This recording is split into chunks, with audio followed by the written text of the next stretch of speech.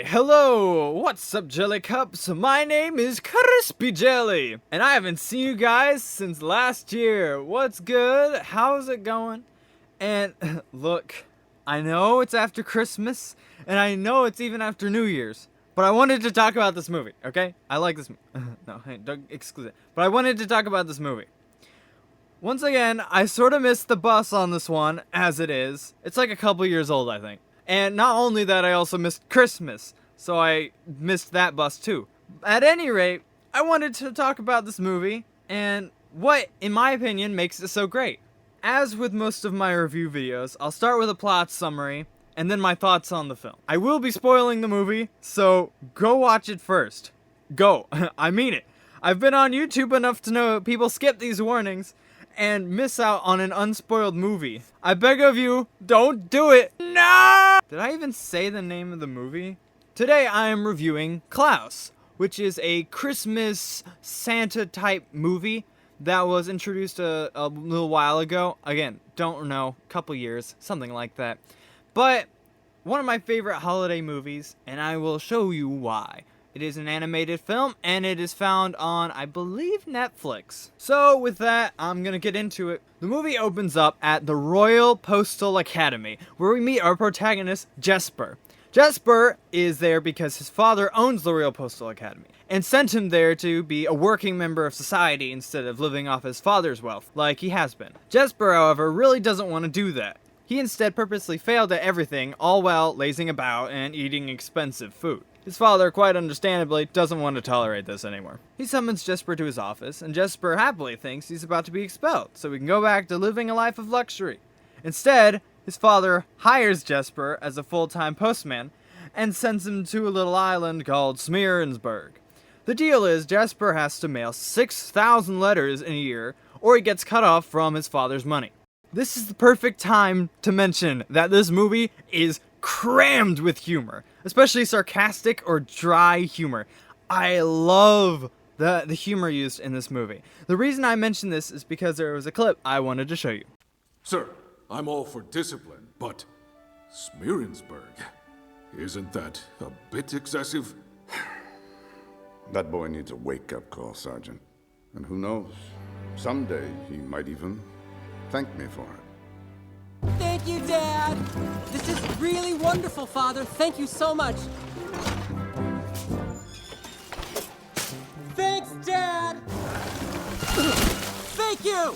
I love this terrible coach ride. I'll probably get copyright claimed in this video, because I'm gonna show a few clips, but I don't get any money from these anyway, so... So Jesper goes to Smearensburg, where he's immediately tricked into ringing the battle bell by the sarcastic ferryman. What is the battle bell, you may ask? It turns out that Smearensburg comprises of two main families, the Crumb and the Ellingbow, and these families have had a feud against each other. Thus, ringing the battle bell begins, well, battle. Jesper flees and ends up in a schoolhouse, which was converted into a fish shop.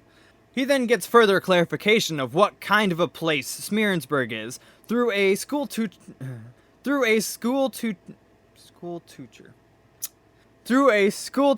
turned fish marketer named Alva.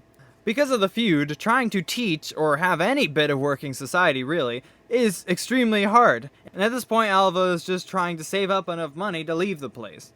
Jesper quickly learns that the feud is bad news for him because, well... But I hate it here. It's so cold and icky, and the people are mean to me, and I miss my silk sheet. Shut up! Stop being weak. Focus! How do you get out of here? You need letters. Okay, hit low. Don't panic. I guess that's why they call it snail mail. All right. What's going on here? Where are all the letters? Oh, folks around here only have one thing to say to one another. And they're getting their point across pretty well without mail, wouldn't you say? Wait. No letters? After a few days of trying to get even one letter delivered, Jesper is about out of hope. He had one encounter where he was almost able to trick a kid into sending his picture to himself, but Jesper was chased off with the picture in his bag. About out of ideas, Jesper decides to go to the one last place in hopes of finding just a single papery morsel. he heads to a cabin deep in the woods, far from the rest of the town. Jesper then encounters a huge man carrying an axe and decides to just nope out of there, leaving his bag behind.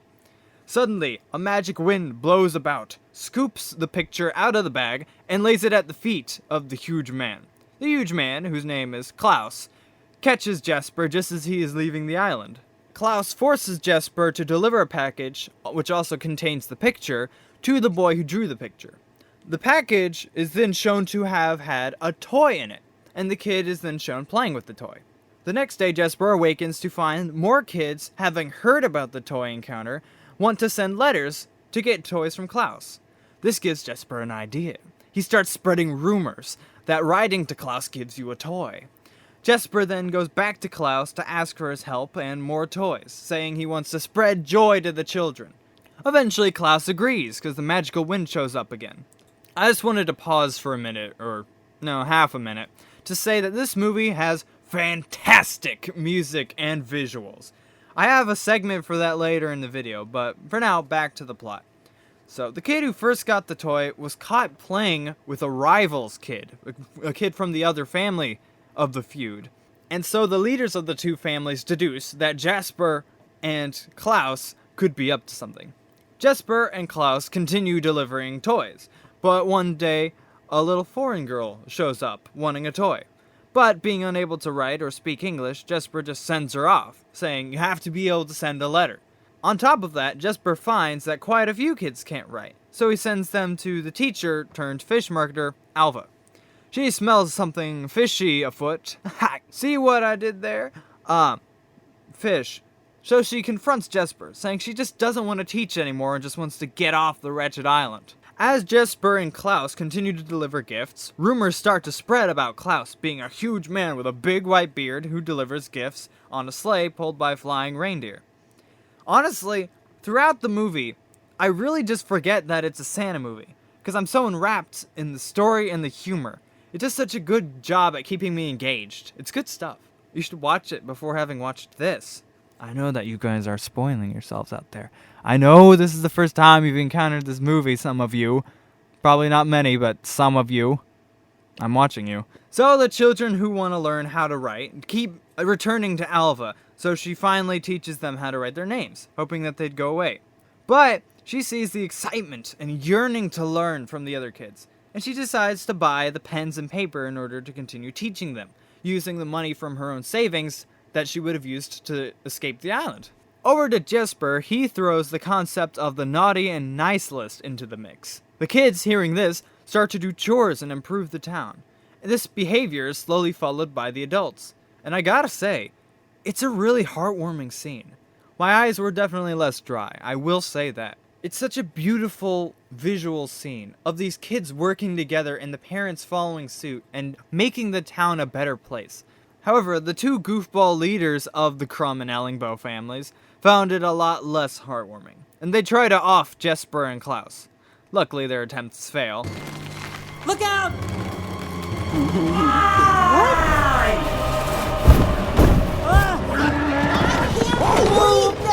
What are you doing in our ambush? Your ambush, this is our ambush! Stop, stop, stop, stop, stop! I'm crying!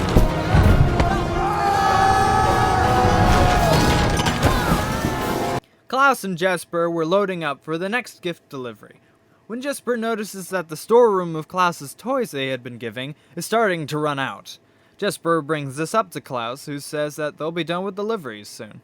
This conflicts Jesper, as he hasn't reached his letter limit yet, but he's also not hating Smearensburg like he used to. He works out his feelings by talking to the foreign girl, who doesn't understand a word he says. I like that a lot. It allows us to see Jesper's inner thoughts and certain ways that his character grow in an interesting way without just saying it through like a narrator or something, when he can just talk out his thoughts to this girl. It's a cool way of doing it. I like it. At this point, the leaders of the two families have decided that Jesper has got to go. So they hatch a scheme to forge tons of letters, so Jesper would hit his goal and Jesper's dad would come take him away. So the families would only have to deal with Klaus and then go back to hating each other. On the other side, Jesper tries to convince Klaus to make more toys, only to have Klaus get angry after Jesper reveals a family tree with only Klaus and a woman figure. Jesper leaves and talks to the foreign girl about his troubles again. This time he decides to actually take the foreign girl to Alva, so Alva could translate and write a letter to Klaus for the girl, so they could make a toy. This whole segment was an awesome character building piece, because we've seen Jesper go from this selfish, entitled layabout to a caring postman, who actually is connecting with the people around him and deciding, hey, maybe it won't be so bad living here. We see this even more in the next scene, where Jesper tries to make the girl's toy, which is a boat, by the way.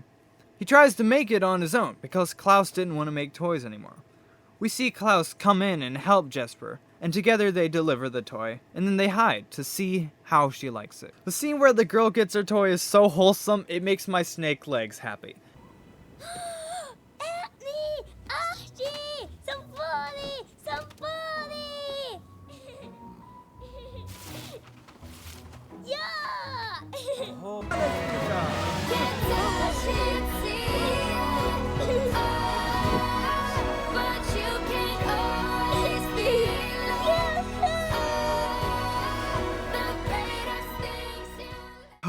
Beautiful. Then Klaus and Jesper go home, and Klaus explains the family tree thing. Klaus had had a wife, and they had planned to have kids. So Klaus made toys for the kids, which were the ones that Jesper and Klaus had been giving up to this point. Unfortunately, Klaus's wife died before she had any kids, and it's implied that she's the magic wind that's been floating around giving Klaus advice. Klaus now agrees with Jesper and says they could keep doing this for years. This concerns Jesper, as he is still conflicted about staying at Smearensburg. To voice his concerns, Jesper goes to talk to Alva and sees truly how much the school and Alva have changed. In response, Alva shows Jesper the town, and it really dawns on him how much of a better place it is. Then the evil elder's plan goes into effect. As Alva, Jesper, and Klaus prepare to depart for deliveries, Jesper's father arrives. Jesper's friends learn about why he wanted to deliver gifts, so he could reach his quota and leave. So Jesper's friends are angry, and they turn their backs on him. So Jesper's father takes Jesper on a boat to leave. But he learns Jesper doesn't really want to leave. So Jesper thinks about what he really wants, and decides to remain in Smearensburg. As Jesper comes to this truth, he sees a mob of angry people approaching Klaus's cabin. The secondary plan of the elders was to destroy the toys, so the kids would go back to their evil ways, which would be followed by the adults. Just as the elders and their little mob were about to destroy the toys, Jesper returns and hijacks the sleigh and cracks the reins. Turns out the reindeer weren't hitched.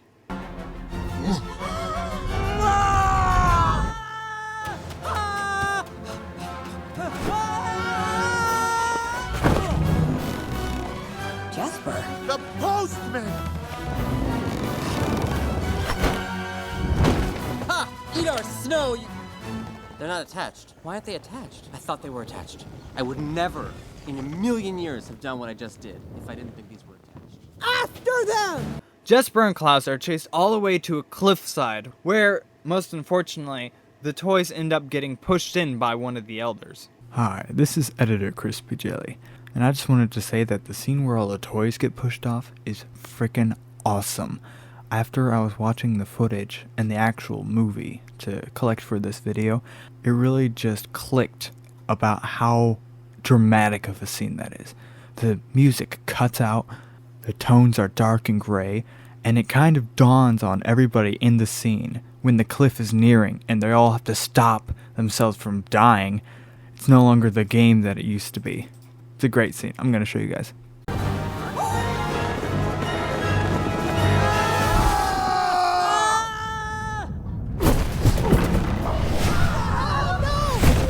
Oh my goodness! Oh no, no, no, no!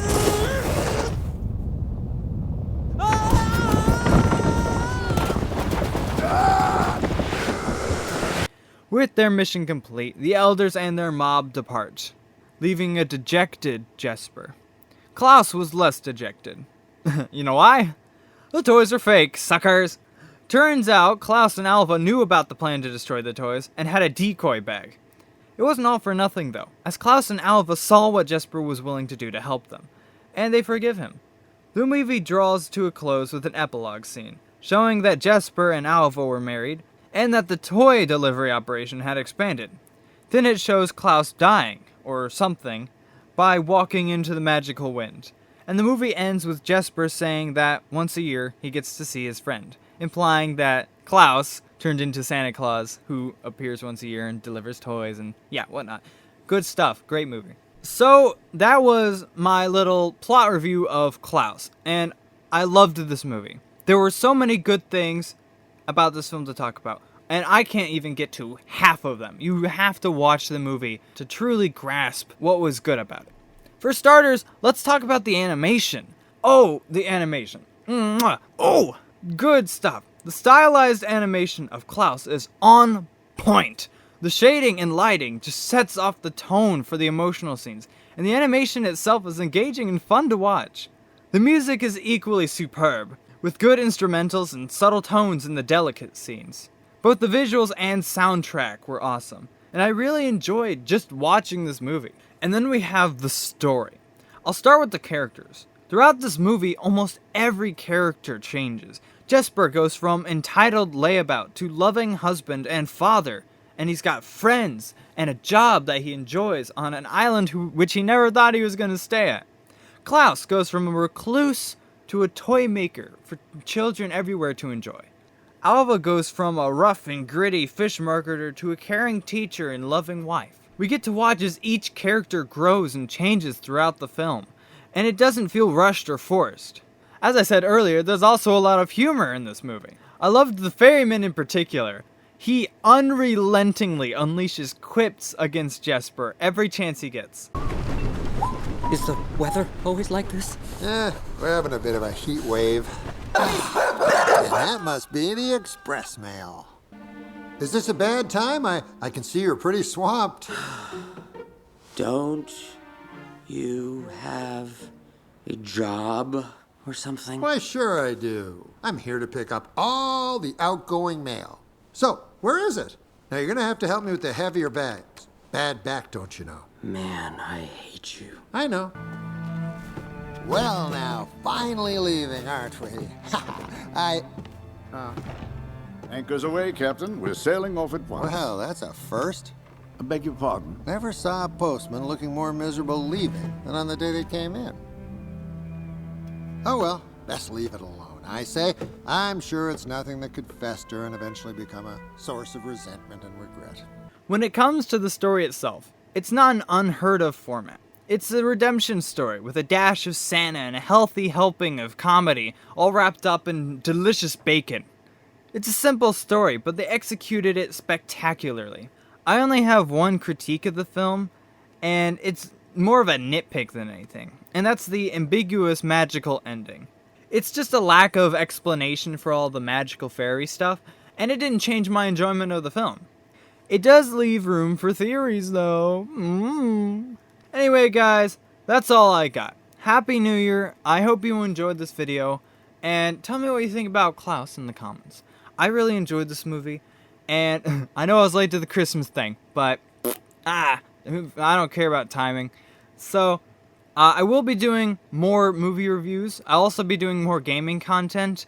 My gaming content takes a little bit to work on. I can definitely say that multiplayer games are definitely my favorite when it comes to content. I'm not a huge fan of single player unless they're really good. So, but I've got some stuff. I got some things ready to roll. But yeah, hope you enjoyed this video, and bye.